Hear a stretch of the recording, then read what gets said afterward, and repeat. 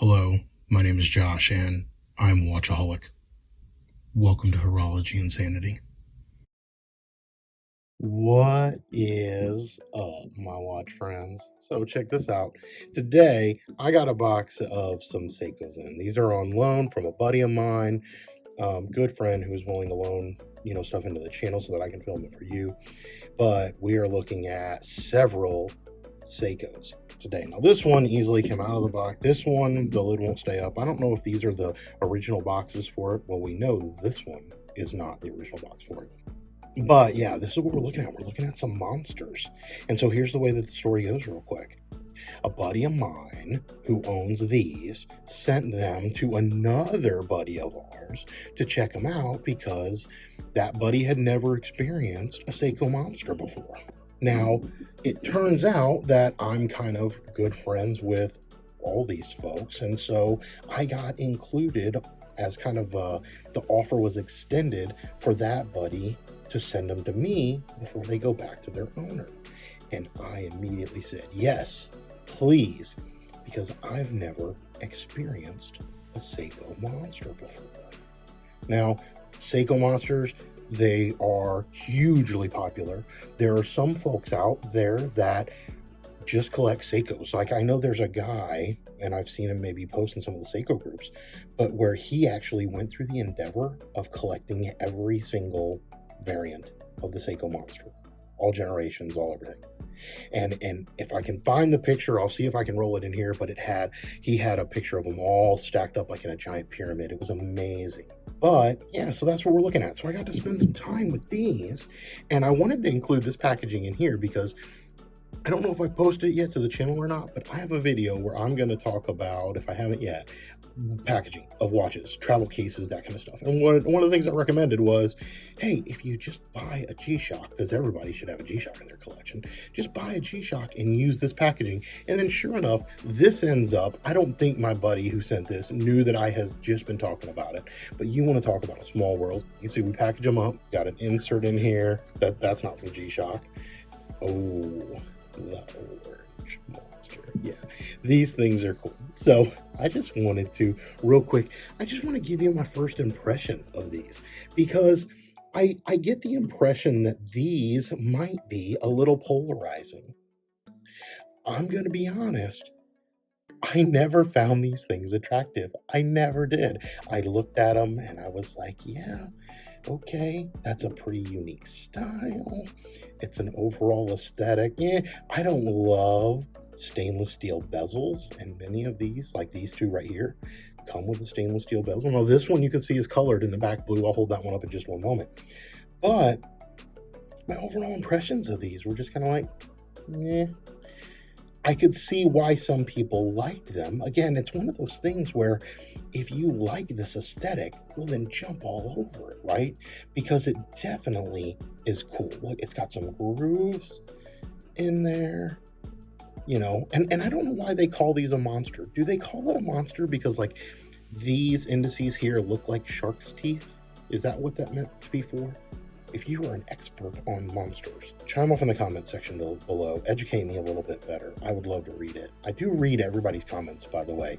I know I don't do as good of a job as I could with commenting back, but I do read every single one. So I'm hoping to get a little bit better about interacting down there because, the whole goal of this channel is for it to be a fun part of the hobby and of the community, right, that we're in. But anyway, so yeah, just first impressions. I was like, I don't know. Wasn't a big fan. And then I put this one on. You see it comes with this awesome blue strap. Now, this strap has got a ton of taper into it, which is probably the reason I liked it the most. I don't know if it came with the watch or not. I'm just guessing it did. But this one here, you can see that it's got like a blue fume pattern on the dial, and then it's got a blue bezel with gold accents. Let's see if I can get that. With gold accents on the hands and on the crown.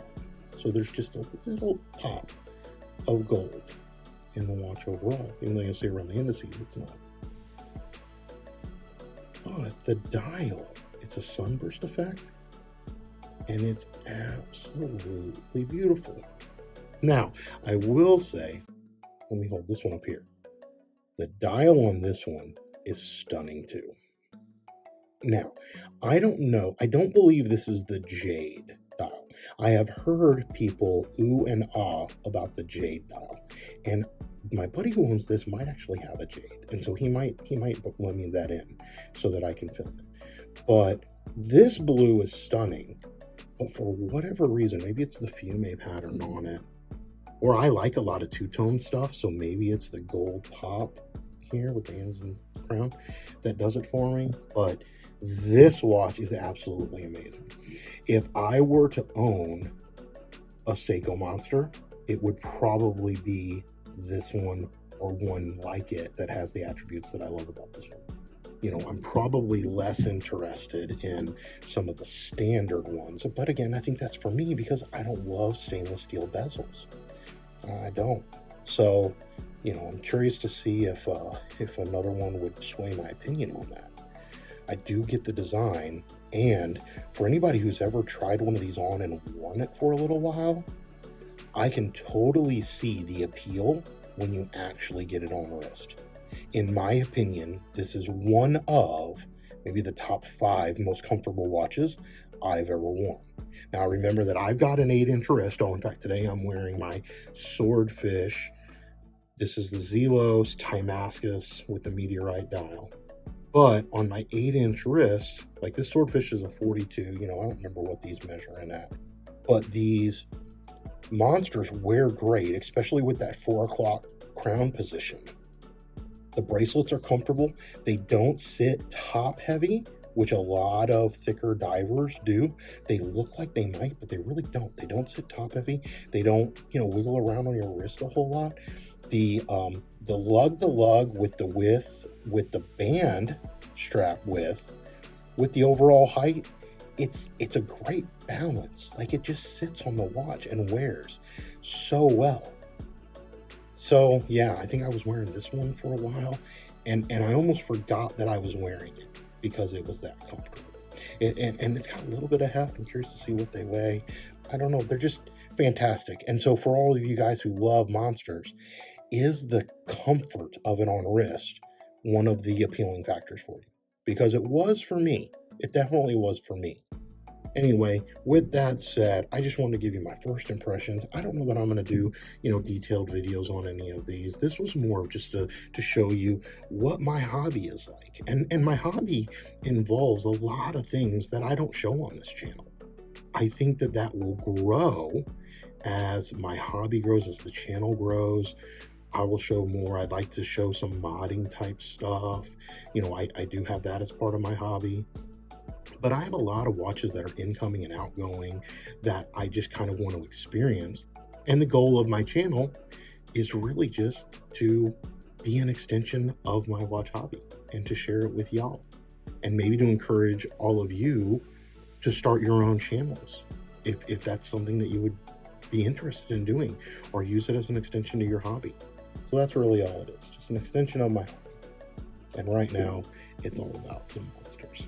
So, especially this one. Anyway, until we talk again, my friends, please remember what really matters, and that's not watches. Keep the insanity sane.